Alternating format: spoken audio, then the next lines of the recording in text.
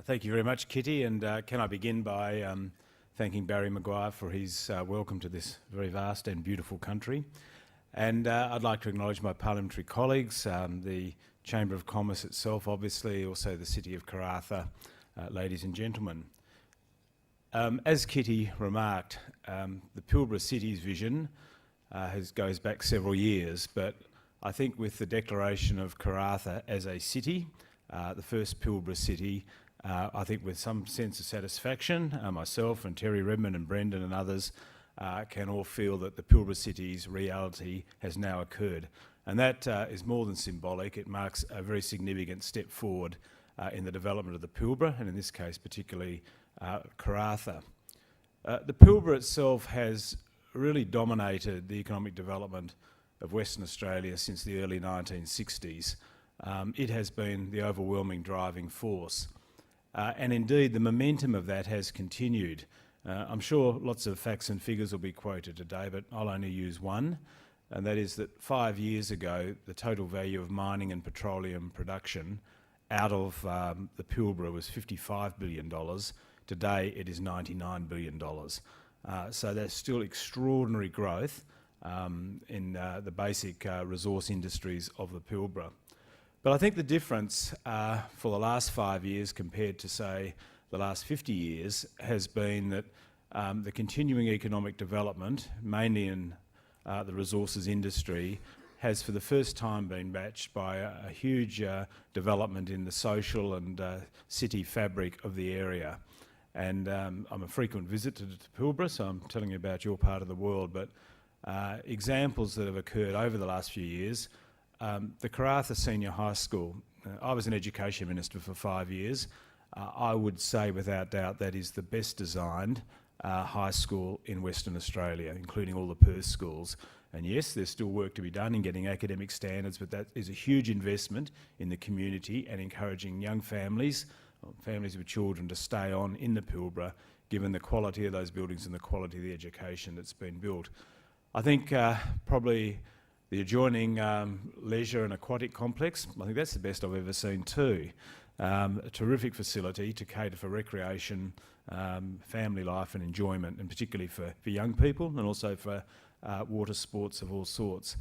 The change in the town centre, which is still developing, is probably the most noticeable change in Karratha over recent years.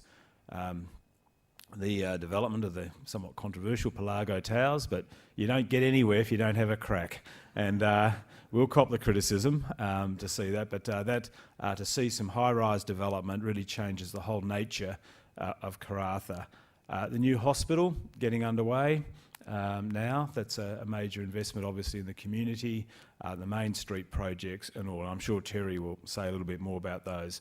So I feel very proud. I think you should feel very proud as a community, the way in which you've combined town social development with the economic development that has taken place.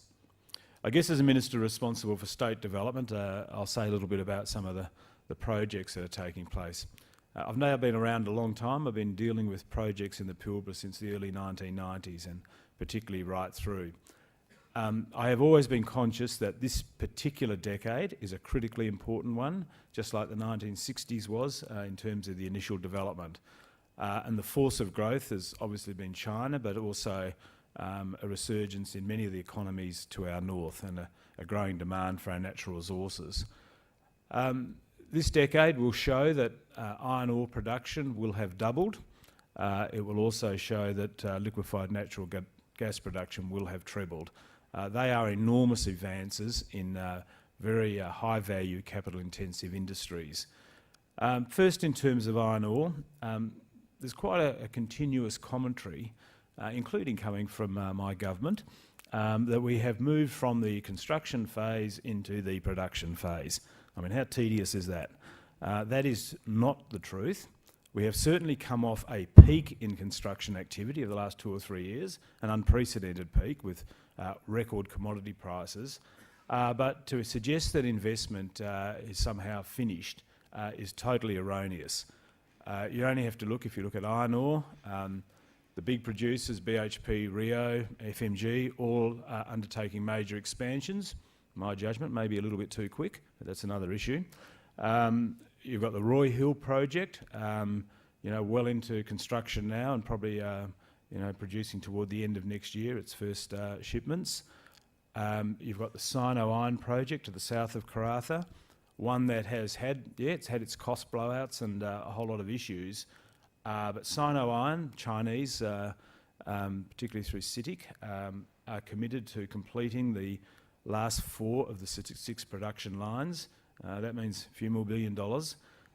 But what it also means is the commercialisation of the lower grade magnetite iron ore from the Pilbara. And there are vast, vast amounts of magnetite. Anyone who talks about the Pilbara running out of iron ore in the next 50 years has to have another look. There are hundreds of years of iron ore production left in the Pilbara. The magnetite is important. It takes low grade, 25% iron content, up to 66%, so it becomes a premium product, a product without impurities, a product that saves energy costs in steel producing countries and saves significantly wear and tear on the more expensive steel mills themselves. So that becomes the premium product of the future for producing the very high quality steels, not the normal sort of run-of-the-mill steel production. So that's a change in the generation of the Pilbara production. A project that I've had a lot to do with over the last 12 months, probably more than I should have to some extent, but that is Anchortel. There was a bit of work to be done, frankly, in realigning the ownership of that project. There was a lot of work to be done in Beijing in keeping the Chinese government enthusiastic, particularly after some of the other events around Sino Iron. And there was a fair bit of work to be done with Bao Steel and Horizon and others. However, that has all come together over the last 6 months. The project is on a fast track. We will probably very quickly start to negotiate a state agreement for that. And the state has actually gone forward and preempted to some extent by settling native title on the site of the Anchortel port, and in fact paying around $20 million in the settlement of native title. So that will be the next big project that directly impacts on Karratha, and will be, again, another major boost both during construction and production. So a lot happening, change in the type of iron ore, a new generation of magnetite, new projects still happening. So West Australia accounts for about 30% of total world iron ore production. I think we'll hold that share and probably marginally increase it. By the end of this decade, I'd suggest the iron ore industry would be at a sort of long-term mature level. That doesn't mean there won't be new mines developed and new port facilities, but probably we'll see more of a rolling over rather than the rapid expansion that this decade would have shown. In liquefied natural gas, by the end of this decade, Australia will be, by a significant margin, the biggest producer of liquefied natural gas in the world, and most of that will be from the Pilbara region. Indeed, West Australia by itself alone would be second to Qatar by the end of this decade. And again, people are inclined to suggest that maybe not much is happening. Well, these projects are very technically advanced, very large in their capital investment.